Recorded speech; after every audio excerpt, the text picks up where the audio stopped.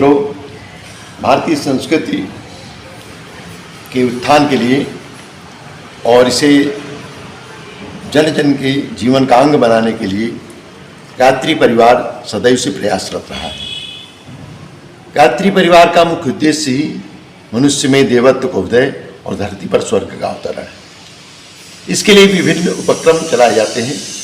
यज्ञ संस्कार से लेकर के सप्त आंदोलन इसी उद्देश्य के लिए है।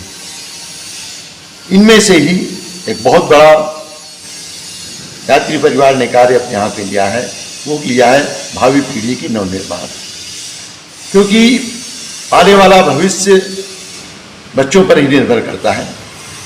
हम अभी से अगर बच्चों की अच्छी तैयारी कर देंगे तो निश्चित रूप से वे हमारे भारतीय संस्कृति सांस्कृतिक मूल्यों के संवाहक होंगे और अब के बोए हुए बीज स्वयमेव उनके जीवन में पुष्पित पल्लवित होते रहेंगे।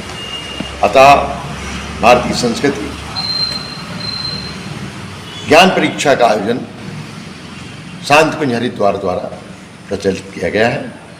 यहाँ पर कानपुर क्षेत्र में इस भारतीय संस्कृत ज्ञान परीक्षा को विद्यालयों में संपन्न कराने के लिए आदरणीय जगदीश प्रसाद जी द्विवेदी प्रभारी के रूप में कार्य कर रहे हैं।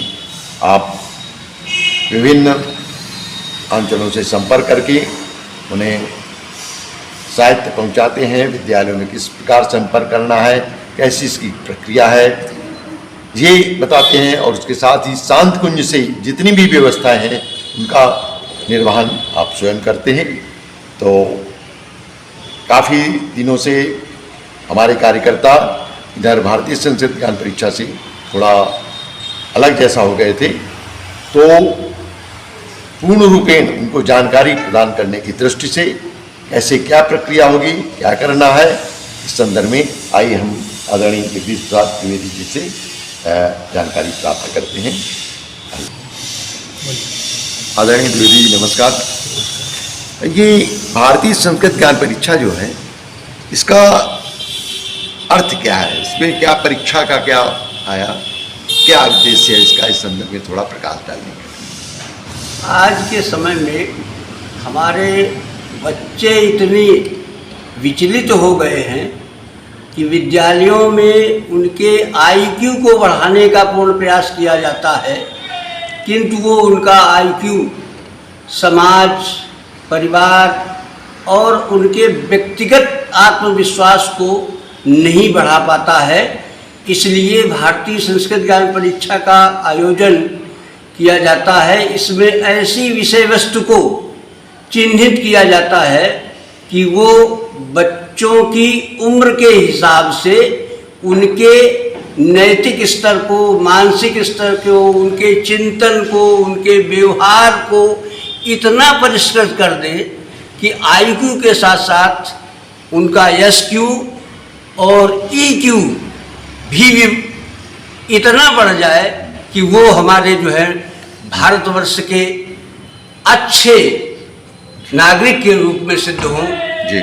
और इसका परिणाम तो यहाँ तक मिला है कि इस परीक्षा को देने के पश्चात बच्चे अपने माता पिता, बड़ों, गुरुजनों, अध्यापकों का उस तरीके का आदर करते हैं और बड़ी बड़ी परीक्षाएं वो बड़ी शालीनता से प्राप्त करते हैं। अच्छा, इसलिए ये बहुत अच्छा कार्यक्रम है। अच्छा। तो आपका कहने का मतलब कि भारतीय संस्कृत ज्ञान परीक्षा में सम्मिलित होने के उपरांत बच्चों के व्यवहार में, उनके चिंतन में, उनके चरित्र में भी परिवर्तन आता है, यही शायद आप कहना चाहते हैं। निश्चित रूप से आता है हमारे। अच्छा, तो एक बात बताइए, इससे विद्यार्थियों को इससे लाभ क्या होगा, क्या सोचा गया, इसका टारगेट क्या है आपकी परीक्षा का? किसी भी व्यक्ति की अगर सकारात्मक सोच हो जाए, आत्मबल प्रबल हो जाए जी। तो वो किसी भी ऊंचाई को किसी भी स्थिति में किन्हीं भी विभिन्न परिस्थितियों में प्राप्त कर सकता है। यही आत्मबल हमारी इन पुस्तकों के द्वारा प्राप्त होता है जी। जैसे हमारे यहाँ जो पुस्तकें होती हैं वो कक्षा 5 में संस्कृति प्रसार के नाम से 2006 में संस्कृत संज्ञान के नाम से इसी तरीके से क्रम से बढ़ते हुए सुगंध, मकरंद, मधुकर, प्रकाश, किरण, दर्पण और अंत में जो हमारी महाविद्यालय स्तर की पुस्तक होती है उसका नाम है संस्कृति भास्कर। मतलब सूर्य के समान जो है वो छात्र छात्रा दीप्यमान होकर के अपने परिवार का और अपने राष्ट्र का, देश का नाम रोशन करने के लिए तैयार हो जाती है। तो ऐसा प्रतीत होता है कि इसको उनकी बच्चों की आयु की मनस्थिति, उनको मनोवैज्ञानिकता के आधार पर शायद ये आपका सिलेबस तैयार किया गया है। हमारे प्रश्न इसमें OMR सीट से परीक्षा ली जाती है जी जी। और केवल 1 घंटे में बच्चे के इंटेलिजेंस को देख लिया जाता है। 1 घंटे की परीक्षा होती है और इस परीक्षा में इतने सारगर्भित प्रश्न होते हैं कि वो उसकी उम्र के हिसाब से कोई भी अगर व्यक्ति हल करे तो वो साधारणतया जो है बिना चिंतन और मनन के उन प्रश्नों का उत्तर नहीं दे सकता है। इतनी अच्छी विषय वस्तु जो है इसमें संयोजित की गई है। अच्छा, तो ये पुस्तकें बच्चों को पहले उपलब्ध करा दी जाएंगी? जो प्रधानाध्यापक, प्रबंधक, अच्छे शिक्षक हमारी इस मान्यता से सहमत हों उनके लिए सबसे पहले एक नामांकन रोल भरा जाएगा कि हम परीक्षा देना चाहते हैं और नामांकन रोल के पश्चात फिर जो है वो उनको इच्छुक जितने भी छात्र होंगे उनको परीक्षा पुस्तिकाएं उपलब्ध कराई जाएंगी और ये नामांकन रोल है। जी, नामांकन रोल है। इसमें वो सारे बच्चों का फिलअप करा लेंगे और उसी अनुसार पुस्तकें लेंगे। इसी नामांकन रोल को सुरक्षित रखा जाएगा विद्यालय में और जिस समय परीक्षा होगी तो छात्र का हस्ताक्षर इस नामांकन रोल पर कराया जाएगा और जब कंप्यूटराइज रिजल्ट आएगा तो वो भी इसमें चिन्हित किया जाएगा। अच्छा, ये एक कॉपी में कराना है कि डुप्लीकेट कॉपी में कराना है? डुप्लीकेट कॉपी में परिवर्तन होने की संभावना रहती है। नहीं। इसलिए पूर्ण हो जाने पर फोटो कॉपी करा ली जाएगी। फोटो कॉपी मतलब एक कॉपी कार्यकर्ता के पास रहेगी, एक कॉपी विद्यालय में रहेगी। फोटो कॉपी हमारे शक्तिपीठ पर ठीक या मेरे पास रहेगी। जी जी। और मुख्य प्रति जो है वो प्रधानाध्यापक के पास रहेगी, जिसको रिजल्ट निकलने के बाद हम वापस लेंगे। अच्छा, ये इसमें शुल्क क्या किस हिसाब से रखा गया है? केवल मात्र जो है सहयोग राशि के रूप में इसमें हमारे मिशन के द्वारा रखा गया है।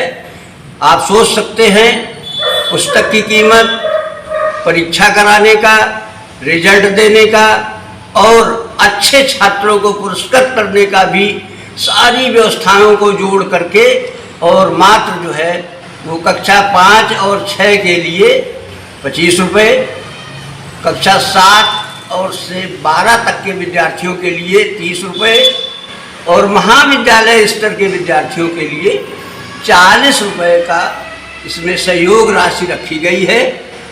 अगर सच पूछे तो ये कोई राशि नगण्य है, इसकी कोई गिनती नहीं है।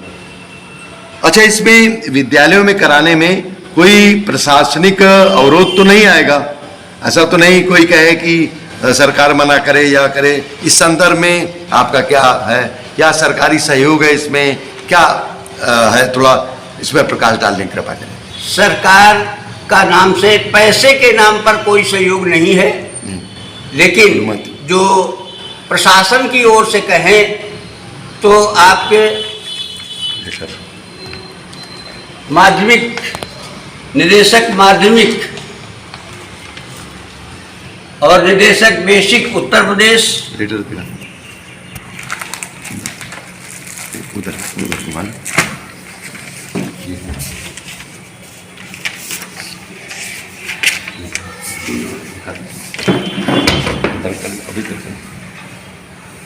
आपके सम्मुख जो है वो निदेशक माध्यमिक का पत्र है। ये पत्र 13 अप्रैल को जारी हुआ। इसके बाद निदेशक बेसिक उत्तर प्रदेश और इसके साथ जो हमारा केंद्रीय विद्यालय संगठन है इसकी ओर से भी जारी हुआ है और यहाँ तक कि जो हमारे नवोदय विद्यालय हैं उनमें तो ये कह दिया गया है कि वो सब सरकारी निधि से इसका भुगतान किया जाए।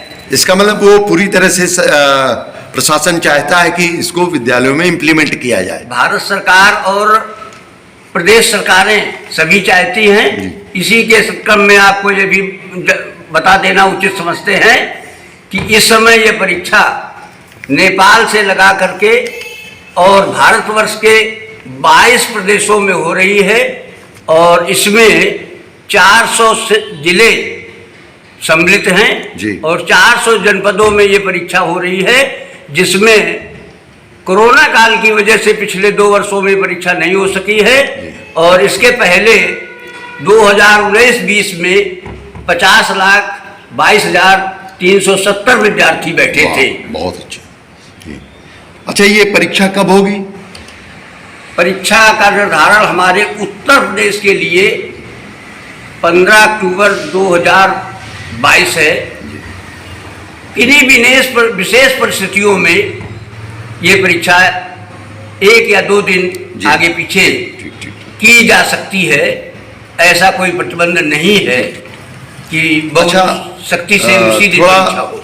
इस विषय पर प्रकाश डाले कि गायत्री परिवार के कार्यकर्ताओं को क्या करना होगा, किस प्रकार से वो विद्यालयों में संपर्क करेंगे, किस प्रकार से पुस्तकें पहुंचाएंगे, नामांकन रोल क्या करना होगा, परीक्षा कैसे होगी, इसको 2-3 उसमें थोड़ा पहले ये बताएं कि विद्यालयों से संपर्क कैसे करेंगे। सभी रचनात्मक कार्यों में हमारे जितने परिजन हैं वो गायत्री परिवार के लगे रहते हैं। उसी तरीके से बहुत बड़ा ये रचनात्मक कार्य है। इसके लिए सबसे पहला कार्य है, कभी सामूहिक जन्म दिवस का समय हो, राष्ट्रीय पर्व का समय हो, प्रार्थना का समय हो या शिक्षक दिन का समय हो या दीक्षा समारोह का हो, तो बच्चों को जागृत किया जाए और बच्चे जब इसके प्रति जागृत होंगे तो निश्चित रूप से वो इसके अपने कि वो बच्चे हमारे स्वयं इसकी ओर मन लगा करके पुस्तकों को पढ़ेंगे, उसको समझेंगे और आगे परीक्षा में तो उत्तीर्ण होंगे। मतलब पहले विद्यालयों से संपर्क करना होगा। पहले विद्यालयों से संपर्क करना होगा। इसके बाद कुल छात्रों के अनुसार या उत्साही छात्रों के अनुसार उनको पुस्तकें दी जाएंगी। विद्यालय में पुस्तकें एक साथ दे दी जाएंगी। वो वहाँ पर प्रधानाध्यापक या संबंधित अध्यापक अपना वितरित करेगा। और अच्छा, कक्षाध्यापक के हिसाब से नॉमिनल रोल अलग अलग होंगे। हर कक्षा का नॉमिनल रोल अलग अलग होगा, जो उनके हर कक्षा के हिसाब से या सेक्शन के हिसाब से। अगर बड़ा विद्यालय है तो हर सेक्शन का नॉमिनल रोल अलग अलग होगा और वो जो है वो जिम्मेदार व्यक्ति वहाँ शायद हमारे ख्याल से बेहतर ये होगा प्रत्येक विद्यालय में एक अध्यापक प्रभारी इसके लिए निश्चित कर दिया जाए। कोई तो प्रिंसिपल को समय रहता नहीं, तो वो सारे विद्यालयों का अपने विद्यालयों को कोऑर्डिनेशन कर लेगा।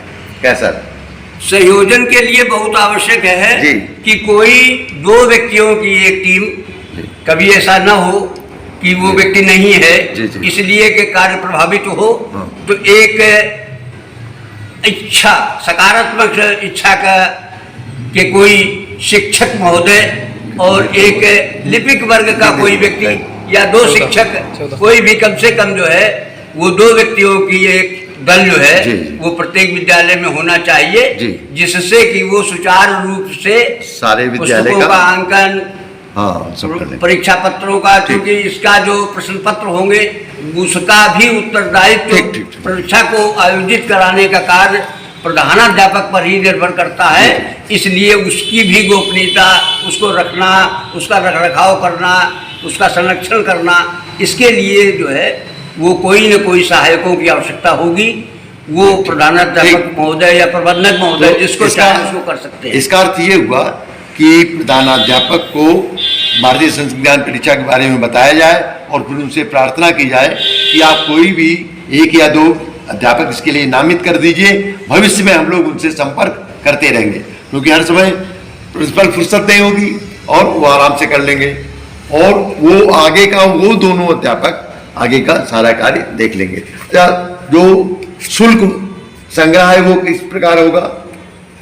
प्रधानाध्यापक महोदय अपने यहाँ पर जिस भी व्यक्ति को नामित करेंगे जी, वो अपना शुल्क संग्रह करेंगे। हाँ। और वो शुल्क हमारे